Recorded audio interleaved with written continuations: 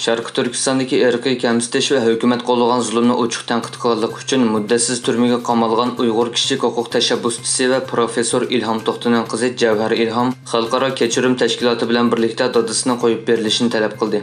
Beijingdagi eng muhim universitetlarning biri bo'lgan Millatlar universitetining iqtisodiy professori Ilhom To'xti 2014-yili 1-oyda g'oyib bo'lgan. Hamda shu yili 9-oyning 23-kunidagi bir qatimliq sotda atalmish bo'lgunchilik bilan ayblanib, muddatsiz qamoq jazosi berilgan. Javhar Ilhom 7-oyning 23-kuni xalqaro kechirim tashkiloti bilan birlikda bayonot e'lon qilib, xalqaro jamiyatga dadasining qo'yib berilishi uchun harakat qilishga chaqiriq qildi.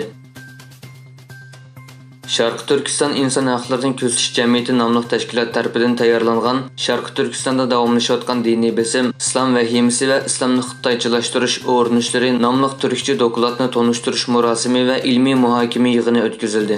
Türkiye Yaşar Vakfı'ndan baş ştabida o'tkazilgan ilmiy muhokama yig'inida Xitoyning Sharqi Turkistonda ijro qilayotgan diniy bostirishlar, islomga bo'lgan vahimasi, shundoqla Uyg'urlarni assimilyatsiya qilish o'rinishlari haqida leksiyalar so'zlandi. Yig'inga qatnashgan mutaxassislar Xitoyning Sharqi Turkistonda ijro qilayotgan diniy va milliy bostirish siyosati, islom vahimasi va islomni xitoychalashtirish qatorliq assimilyatsiya siyosatlarini tarixiy va navbatdagi real vaziyat nuqtasidan muhokama qildi. Misr hukumati havo armiyasini zamonaviylashtirish uchun Xitoy bilan yangi urush aeroplanlarini sotib olish haqida suhbat o'tkazmoqda ekan.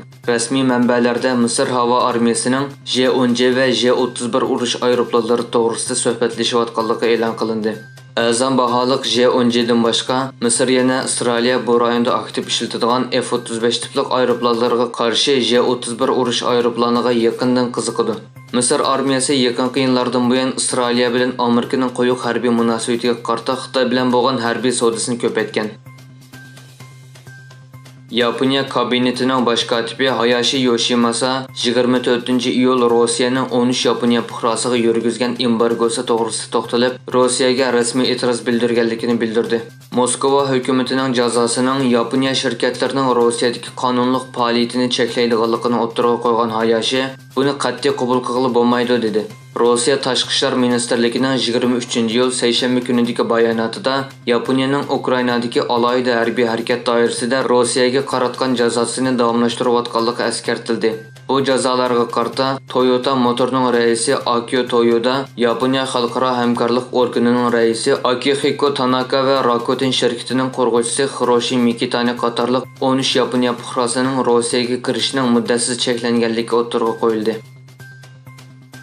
Israeliya bosh ministri Benyamin Netanyahu Washingtondagi Amerika parlamentida so'z qilishdan ilgari qurultoy binosida o'ltirish namoyish qatorliq bir qator namoyishlarni olib borgan nurg'un kishi qo'lga olingan. Falastinni qo'llaydigan namoyishchilar parlament binosidagi qonun ishxonasining ichiga yig'ilib, Israeliya bosh ministri Netanyahu va Israeliya hukumatining G'azadagi hujumiga e'tiroz bildirdi.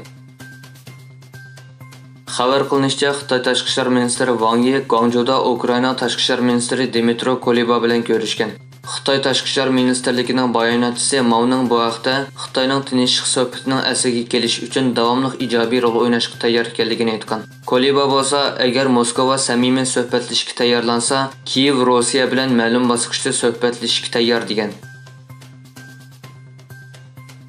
Tayvanda quruqlikka chiqishi mo'ljallangan Gaimi nomli tayfun bo'roni sababidan yuzlagan navbatchi aeroplan amaldan qoldirildi. Qo'shni davlat Filippinning har qaysi rayonlaridan nachar havo sharoiti keltirib chiqargan kalkin va tog' go'mirilib tushish voqeasida 12 odam qazo qildi. Tayvanda doirlar 24-iyulni bo'ron kuni deb e'lon qildi. Hamda Tayvanning ko'p qism joylarida xizmat o'rni va maktablarning taqiladiganligini bayon qildi. Yana bir tarafdan 29 ming askarning Tayvandagi ofatdan qutqizish xizmatiga tayyorlik qilganligi e'lon qilindi. Mo'ljallanishcha, tayfun bo'ronining shamol kuchi soatiga 240 kilometrga yetadi ekan.